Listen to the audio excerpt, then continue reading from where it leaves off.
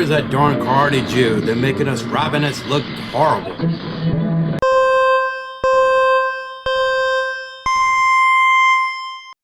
If you've enjoyed this program, please click like and subscribe.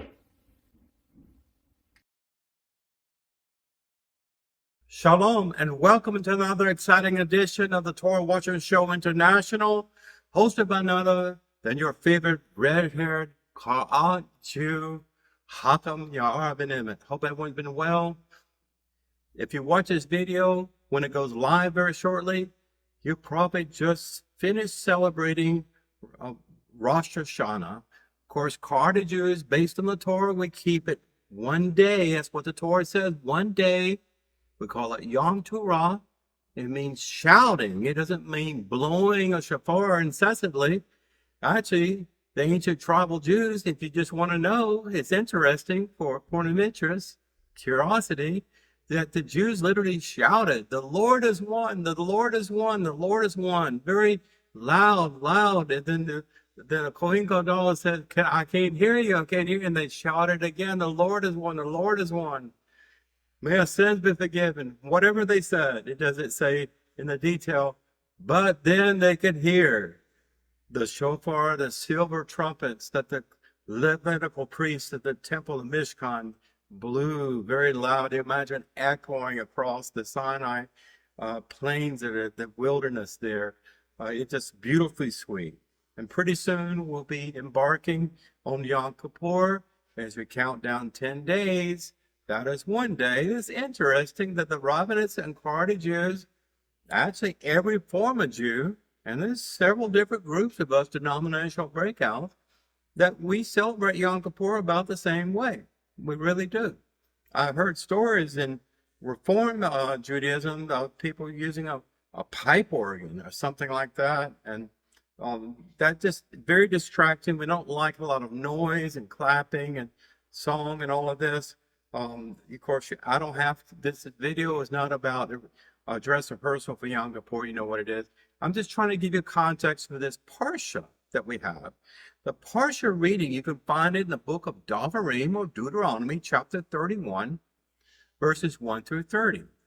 This Parashah is actually probably the shortest Parashah in the entire Torah annual cycle. The word that we use for this Parshah to describe it is Vayelech. It's a Hebrew word from the Torah meaning, and he went, essentially. Or you could say, and he walked. So in other words, someone leaving from point A to point B, or embarking, or in a transition of moving from origin to destination. Okay, not germane. It is the name also of the 52nd weekly portion. We're about to round up this Torah cycle, okay? In the annual cycle of Torah readings, which begins with Moshe departing from the Israelite people and appointing his successor. So this is what we're talking about. Who is the successor of Moshe? It's Joshua. Yes, Joshua. He's trusted general in command of his military forces. This is very interesting. They say that the entire book of Devarim was written in about 6 weeks. This is the last 6 weeks, the final will and testament of Moshe's life.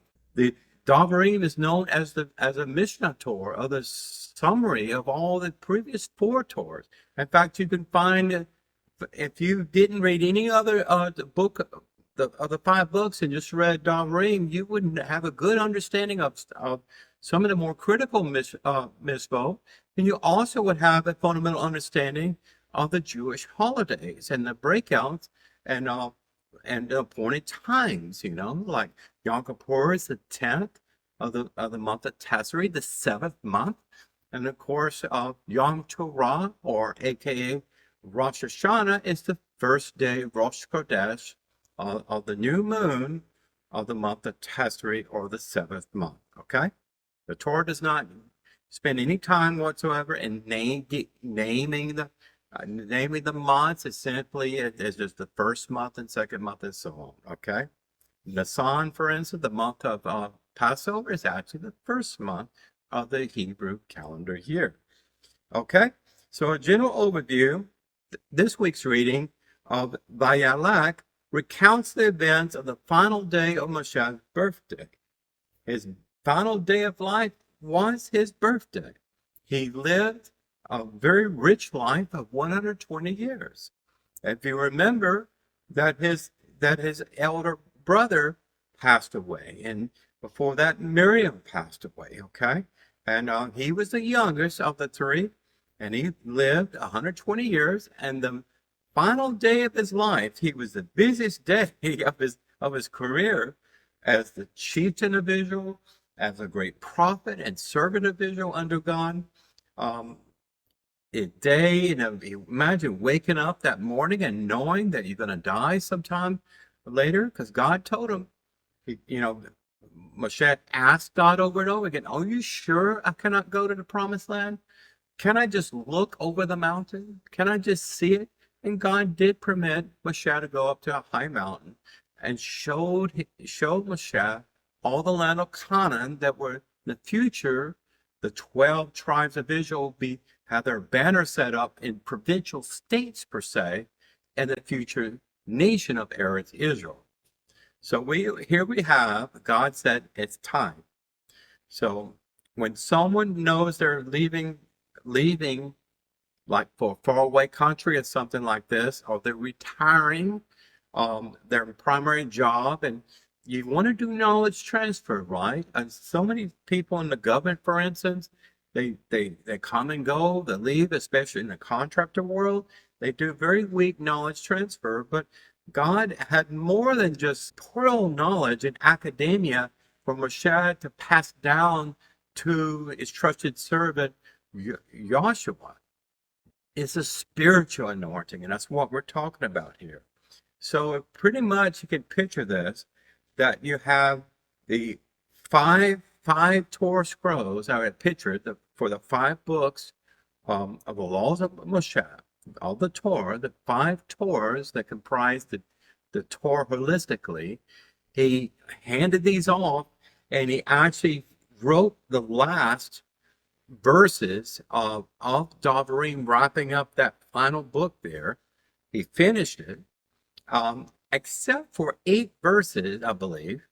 After Moshe passed away, Joshua would have finishing commentary or editorial on after Moshe was buried. We're not going to get into that yet. So as far as the meaning of this word Vayelech, we're talking about literally, God told Moshe, it's time. You're 120 years old, happy birthday, Yom Hulet Someh, and you need to find Joshua ASAP. There's a time to pass the mantle, time to take your robes I've given you, the significance of Levi and the leadership of Israel, and your staff that I have been touched by the hand of God that manifested so many miracles. That power base should be transferred from you to Joshua. Okay? So Moshe commanded the Israelites to gather following every sabbatical year and inform them of the suffering which will be unto them if they abandon the laws of Torah. This is the second part for the general overview. The commissioning of Joshua and the blessings and curses of Israel if they abandon their first love covenant with God. The first aliyah, and I like to break it out traditionally in 7 segments of chapters per se. Again, we're reading in chapter 31, verses 1 through 30. The first aliyah, I'm going to have verses behind me as I go through each aliyah stage. Moshe addressed the people. Probably was on a high place, some elevation. I'm sure he had plenty of echo chamber there. So Moshe addressed the people, saying that he's 120 years young on that day, and he's not permitted to go across the river Jordan with them. I'm sure there's a lot of tears because he was like a Saba. It's like a great grandfather. Just family, Maspoka. Israel was growing, and I would say there are more or less 2 or 3 million people. I'm not sure. but they were growing in size, but it's still considered a very small people. Okay? So when he announced this, he said, indeed, don't let your heart be troubled. Joshua over there, he will go in my stead. Everything you've trusted in me, you will have the same trust, and God will give him the same authority that God has given me, that I will soon pass over to him. The second aliyah, Moshe continued to Yehovah, and from this point on, to respect the holy name, I would like to say just Yah. So Yah will vanquish the inhabitants of Canaan, as he did with the Amorites and Bashanites. These were examples of pagan nation people that God eradicated through his mighty angels and the warriors of Israel, their fighting force. Moshe encouraged the Israelites to be strong and not fear their enemies. You remember the story back in Bamidbar about the 12 spies and about the ill report, and the people were afraid of the giant people Canaan, devastating them and killing them. Well, that same fear factor was still there because they knew about the huge walled city there. They probably remembered the ill report of the spies that caused them to wander in the wilderness for 40 years, right? But God said, I know they're big, but I'm bigger than them, right? So you may be small in stature, but I will hold your back. Isn't it a wonderful feeling? So in the third hour, Moshe summoned Joshua and told him to be strong and courageous, for Yah will be going before him in a mighty way and will not forsake him ever. That's a wonderful feeling, right? Moshe then wrote the entire Torah and gave it to his Kohanim priests and the Israelite elders. Now, where was the Torah kept? In the fourth aliyah, Moshe gives the commandment of Hakol, the assembly, whereby every 7 years, they're talking about sabbatical year, during the holiday of Sukkot, which follows the sabbatical year, all men, women, and children assemble, and the king publicly reads sections of the Torah. There's only one righteous king, and the Torah says the most righteous of all kings that ever will live again. More righteous than King Solomon, more righteous than the Moshiach. May he come quickly. King Hezekiah. Actually, not only did he read the Torah to people, he made copies of it. Very important in archival and things like this. He made sure that the Torah was kept. The integrity was trusted and kept, and incidentally was kept in the Ark of the Covenant. This is where Moshe, when he finished the last book of Devarim, when he's writing it out and sealed it, probably wrapped it with something, and then gave it to the Kohen Gadol, one of the sons of Aaron, a grandson. I would like to say maybe Pinchas there, took it, safekeeping, and locked it away, and the heavenly security deposit box, the Ark of the Covenant. Now, in the fifth aliyah, Yah commanded Moshe to enter the tabernacle again with Joshua. So this was a private but public ceremony too, is what I'm saying. There's a private, personal encounter between a divine creator and Moshe and Joshua. Okay? So when this happened, is that Yah appeared to them both, probably in a Shekinah glory, a kabod, a cloud, and informed them at that time will come when Israelites abandoned, and this is a prophecy, at one point in time in the future, the Israelites, tribal Israel, will abandon Yah and stray after alien gods. There are a lot of gods in Canaan. We know about Baal worship, and others. Dagon, I believe, the god of Philistines, and many other gods there that would have a seductive influence on Israel over a period of time. And may history be your guide. You know what I'm talking about. So Yah will hide his countenance. He actually said that. Yah will hide his beautiful countenance from the nation. You remember before that that Yah was so incensed and angry of Israel that he told Moshe with the golden calf and also the just evil griping and complaining and lying and Lashon Hara and gossiping and all this stuff against its authority. Get away from me, this evil, stiff-necked people. I will destroy them and make a nation out of you. And of course, Moshe said, please don't. Please don't do this. Well, Yah said, I will not go with this evil people because I will destroy them because I know what they will do. I will send my angel. And Moshe pleaded, please, do this for me. Do this for your witness among all these pagan people that doubt that your reality. Please go in a mighty way before you. And Yah, if he could, he conceded. And this is what he's talking about. But at some point in the future, Israel will be so debased and so evil, and they will be equal in the immorality of the Canaanites that they said were detestable before God's eyes. This will happen. So God will have to hide his counsel, and they will be subjected to many exiles and troubles. Look at the diaspora. I'm in the United States of America now. The reason why my family migrated here, in the beginning of our country, and I've traced all my ancestors then from England, and eventually, before that, they came from the Mediterranean coast, Africa, and so on, not germane. But I'm saying that we had no place to call home, and Palestine about that time. That's what the Romans had. But now many Jews are returning to, many brave and courageous Jews are coming to Israel, especially after October 7th massacre there by Hamas, that many young men all over Europe and in the United States and their families went to Israel and enlisted in the Israeli Defense Force, the IDF. We are returning slowly back to Israel, but the majority of us is still in the diaspora. We still have that exile mentality of slave. In Egypt, we have that same slave mentality that our ancestors have.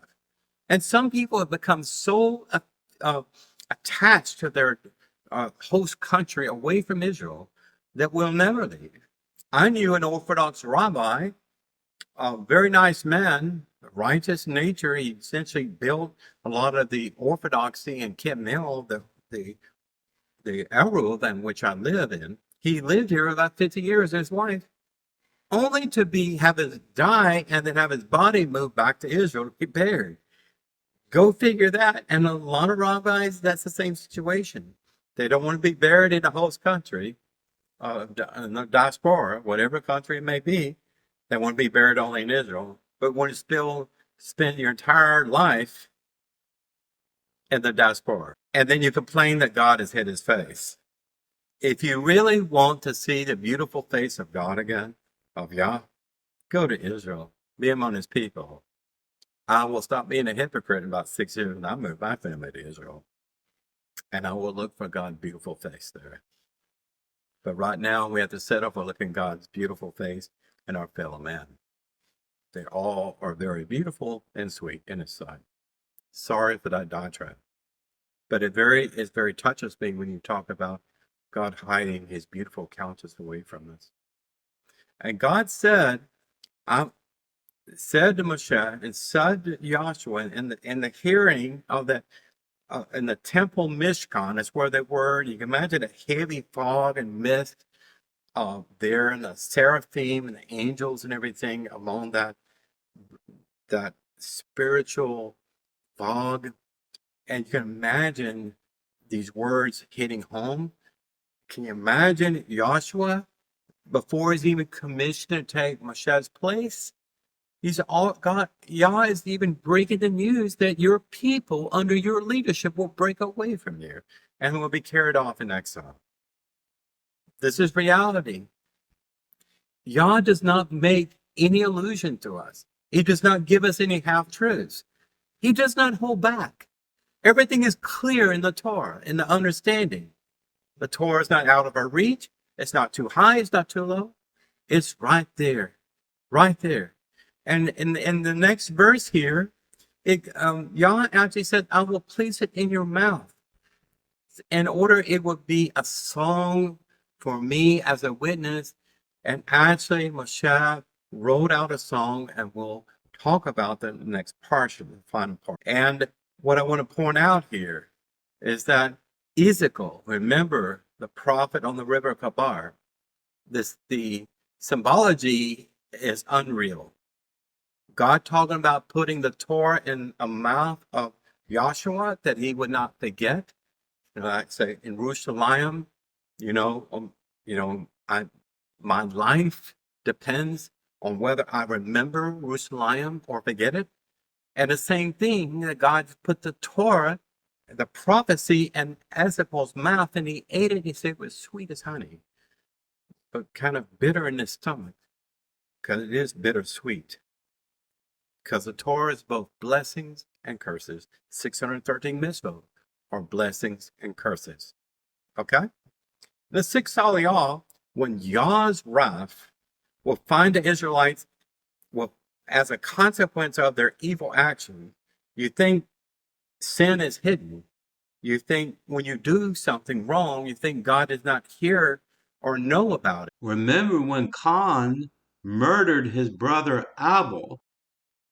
Is that the blood of that murderous cry of Abel, God said he heard the blood curdling scream of Abel when he died and was murdered.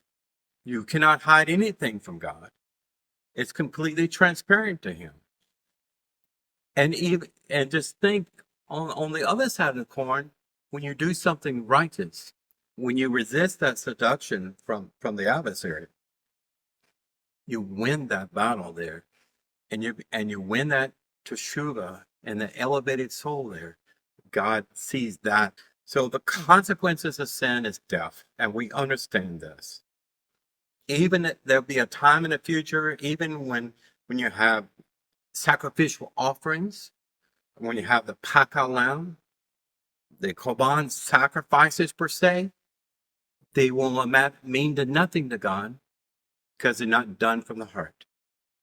And Jeremiah, the weeping prophet, and during his time before the final Babylon exile, talks about that, is that God does not want these bogus and insincere, unhumbled sacrifices when your heart is not in the right place and you're doing and committing evil in the sabbatical years and not releasing Hebrew slaves or other people who sold themselves into slavery because they're destitution, as you should have done, or even taking care of the widows and orphans.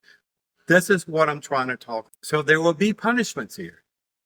There will also be blessings, and God will preserve a remnant. And you know the end of the story. So Yahshua will finish his testimony of Davarim after Moshe passes away. The seventh Aliyah, wrapping up this Parshah, Moshe took the freshly concluded Torah scroll and gave it to the Levite. I wonder if it smelled just as fresh. I don't know what he used for ink, papyrus, paper. I don't know what it used, but I bet it smelled like manna, something very holy. And he instructed them to place it beside the ark and contained the tablets. They would be neatly placed in there, like a library of trust per se. Moshe then gathered the entire nation to hear the song, the song that you will hear in the next Parshah, whereas he would call upon the heavens and the earth to be witnesses that the Israelites were forewarned regarding their eventual fate. You know, people get the message eventually, right? Some people have to fall down completely at just utter depravity. Some people have to end up in prison for years. Some people have to have the loved one taken away from them before they wake up, per se. And they remember what their Bubby said. They remember what their Abba and Emma said. They remember warnings and things like that, or maybe warnings of a rabbi reading out a mitzvah and a Torah at some point on a high holiday. They remember that far in the past, but now They're dealing with the consequences of them not heeding those words of wisdom. But sometimes when you go put these warnings in a song, it's more meaningful. Did you know you could learn Hebrew much quicker, much more effectively if you sing it? And the Hebrew language is as beautiful as it is, with the Masoretic text and the vowels and everything else, is designed to be sung. Look at the entire book of Tehillim and King David, which is the core and basis of all prayers. Well, I hope you enjoyed this Parshah. I hope it was meaningful to you. And before I go, I would like to say, please share the knowledge of wealth and love and truth to everyone who's willing to hear it. If they're unwilling to hear it and they're resistant to you, don't give up. You be that witness, and they will come running to you. They will come in running to you in the future and say, take me to Jerusalem. Teach me about your God. I know that your faith is true because you are not a hypocrite. They eventually will come back to you. So I want to wish you a good fast and Yom Kippur. Take advantage of the opportunity to bring you on your hands and knees and just humble yourself, especially a man. Ask for forgiveness. Ask forgiveness and take away the anger, that righteous indignation that someone really, really bruised you and really hurt you. Let God be the judge. Like Hamas, we hate Hamas, right? And I think just right, in Purim and Haman, the Amalekites, God said, always remember to eradicate them and destroy them utterly. That's something Israel has not learned about the Palestinians that hate us. Something that Israel wants to make friends with the Arab nations, everyone else, and they hate us. They backstab us. But remember, vengeance is the Lord, it's not ours, and let God judge this. As it says in my prayer book, it says, let their accusation fall as dust on the ground. That's very difficult to do, but approaching Yom Kippur, please settle your accounts, do all that paperwork, do all that auditing, do all the filing away of your past, and just try to forget and go on and embarking on a clean heart and clean soul. It'd be more meaningful for you when Yom Kippur and the 10th day of Tesseri arrives. And it'll be here before you know it. Shalom Aleichem. Hakam Yara ben-Emmett signing out till next time. Take care. God bless.